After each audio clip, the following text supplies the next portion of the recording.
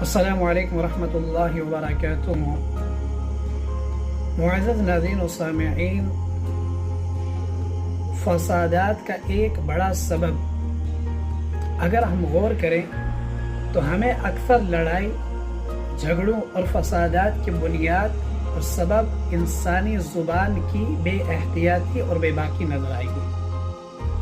हमारी ज़ुबानें आज इतनी बड़ी हो गई हैं और इतनी बेबाक हो चुकी हैं कि जो कुछ हमारी ज़ुबानों पर आता है हम बोलते चले जाते हैं, सोचते भी नहीं हैं कि हमारी ये बातें बुराइयों के पलड़े को भारी करने का सबब बन रही हैं और इन पर क़यामत में हमारी सख्त पकड़ हो सकती है और हमारी गैर मुहतात बातें हमें दोज़ख की आग में धकेल सकती हैं।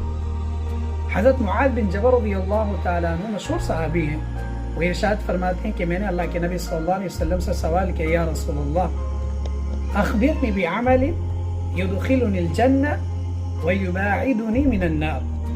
कि अल्लाह के रसूल सल्लल्लाहु अलैहि वसल्लम मुझे ऐसा अमल बतला दीजिए जिसकी वजह से मैं जन्नत में दाखिल हो सकूँ और जहन्नम से दूर कर दिया जाऊँ। तो अल्लाह के नबी सल्लल्लाहु अलैहि वसल्लम ने इरशाद फरमाया, लक़द सअलतनी अन अम्रिन अज़ीमिन, ऐ मुआज़ तुमने बहुत बड़ी बात पूछी है।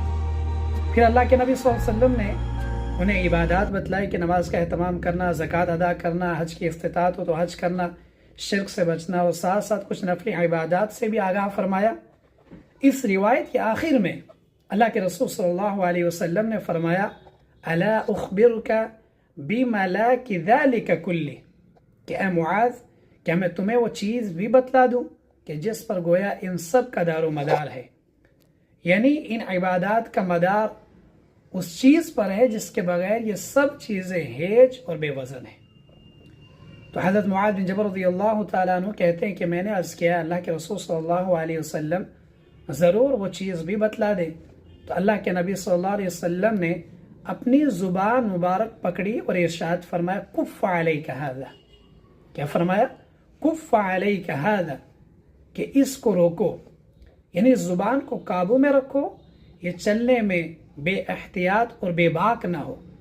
हज़रत मुआज़ बिन जबल रज़ियल्लाहु ताला अन्हु फरमाते हैं कि मैंने अल्लाह के रसूल सल्लल्लाहु अलैहि वसल्लम से कहा, अल्लाह के रसूल, व इन्ना लमुआख़ज़ूना बिमा नतकल्लमु बिह, कि हम जो बातें करते हैं, जो हम गुफ्तगू करते हैं, क्या इन पर भी हमसे मुआख़ज़ा होगा, बास पुरस की जाएगी? तो आप सल्लल्लाहु अलैहि वसल्लम ने इरशाद फरमाया, फ़किलतका उम्मुका या मुआज़, कि ऐ मुआज़ तुझे तेरी माँ रोए। अरबी ज़ुबान के मुहावरे में यह कलिमा यहाँ प्यार और मोहब्बत के लिए है। वहल यक्तुबुन्नास